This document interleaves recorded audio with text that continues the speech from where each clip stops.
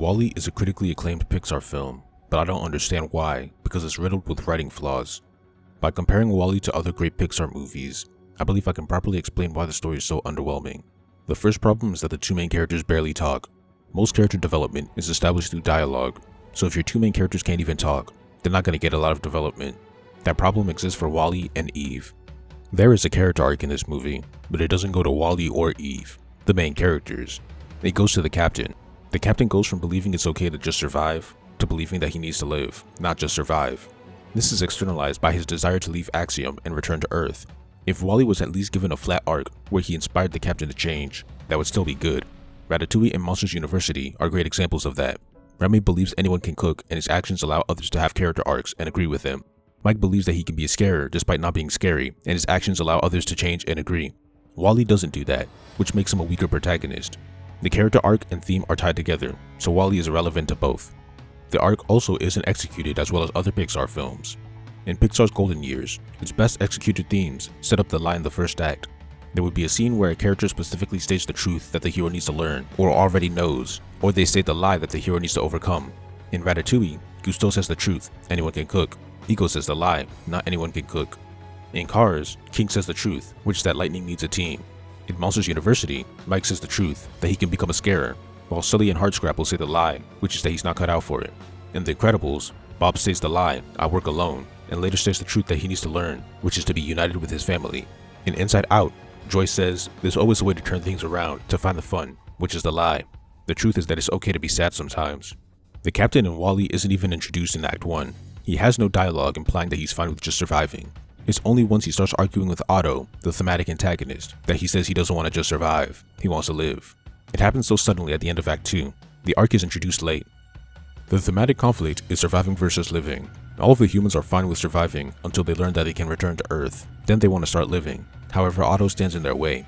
He believes that Earth is uninhabitable, but years later, when provided with proof that it has changed, he keeps his beliefs and stands in the way of the humans. But why?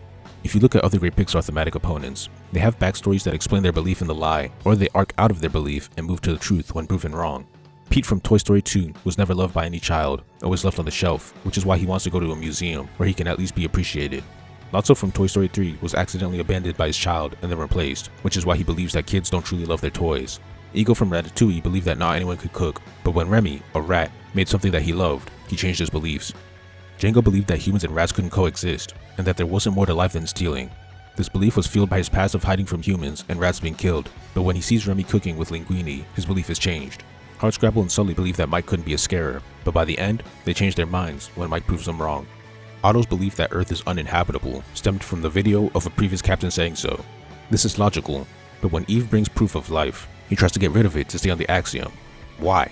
Otto is barely a character, and this is just worse development for him. Pixar often uses a buddy cop type of duo for its stories. It pairs two opposites together and they work off of each other well. On many occasions, the buddy, or another support character, will actually support the main character's development. Buzz indirectly helped Woody grow. Dory helped Marlin grow. Helen helped Bob grow. Mater, Sally, and Doc helped Lightning grow. Gusteau helped Remy grow. Russell helped Carl grow. Cruz helped Lightning grow in Cars 3. Sadness helped Joy grow. Sometimes, even the buddy will have an arc like Buzz in Toy Story 1 and Doc in Cars. In WALL-E, neither he or Eve have any development, so they don't help each other grow. Finally, the plot. Act 1 of WALL-E is incredibly boring. Some Pixar movies were already interesting before the inciting incident. Ratatouille had Remy trying to cook in human houses despite the danger. The Incredibles started with an action-packed montage. Cars started with a thrilling race, but WALL-E isn't that type of movie, so I'll compare it to something closer. Toy Story. Michael Arndt explained how all three movies made its first act interesting. It starts with the inciting incident, which is the worst possible thing, a manifestation of the hero's greatest fear. In 1, Woody doesn't want to be replaced. The incident is Buzz replacing Woody. In 2, Woody doesn't want to get worn out. The incident is Woody tearing his arm. In 3, the toys are afraid of getting thrown away. The incident is the toys ending up in a trash bag on the curb. There's also an action set piece that was an enactment of Woody's worst fear. In 1, Woody doesn't want to be replaced, so the set piece have the soldiers spying on a birthday party to see if there's a new toy. In 2, Woody doesn't want to get worn out, so there's a set piece where he saves a worn out Wheezy from a yard sale. In 3, the toys are afraid of getting thrown away, so there's a set piece that has them accidentally being thrown away and escaping. Toy Story keeps Act 1 interesting with an inciting incident that is the worst possible thing, and an action set piece that externalizes the hero's fears. WALL-E doesn't do any of that. It has the hero doing this boring job until he meets Eve. Then he stalks her for a while before hanging out with her. Then the inciting incident is Eve finding life. She shuts down as WALL-E tries to reactivate her. Then a ship comes to retrieve Eve and WALL-E boards too, ending Act 1. There is no fear. There is no worst possible thing. The characters don't have enough development for that. There are no entertaining set pieces like in The Incredibles, Cars, Ratatouille, or Monsters University. There is no emotional backstory like in Up or Inside Out. It's just boring monotony. What's worse is that this act lasts between a fourth to a third of the film's runtime. The second act is pretty bad too. It feels like random events just happen. WALL-E's only goal is to follow Eve and reunite with her. Eve is taken to the captain, so WALL-E follows. She is supposed to give him the plant, but the plant is mysteriously gone, so Eve is sent to diagnostics and WALL-E follows. He thinks she's being tortured, so he breaks her out and accidentally initiates a jailbreak, making them rogue robots. As they're running away, they coincidentally find the plant and learn that Go4 was trying to destroy it.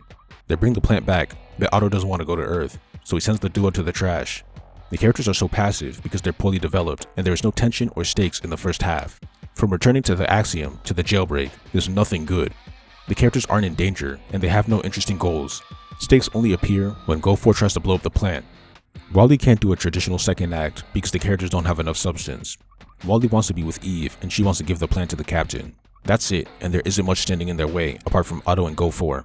It's hard to build a second act around that, so I'll look at Nemo for reference. Finding Nemo had an unconventional Act 2, where Marlin and Dory's adventure was split up into multiple episodes that increased in difficulty and intensity. This could have padded out the journey and made it more engaging. There could have been multiple obstacles that prevented Eve from getting the plant to the captain. Act 3 is fine, but the countless problems have already weighed down the movie too much for it to help. Overall, this movie's flaws stem from the poor development of the main duo. WALL-E and Eve have no beliefs and no character arcs, which means that they don't contribute to the theme. Their lack of meaningful dialogue lowers the amount of development they can have even more. They both have such simple goals with little stopping them from achieving it, weakening the plot. WALL-E isn't just a bad Pixar movie, it's a bad movie in general. The writing is bare bones and lazy.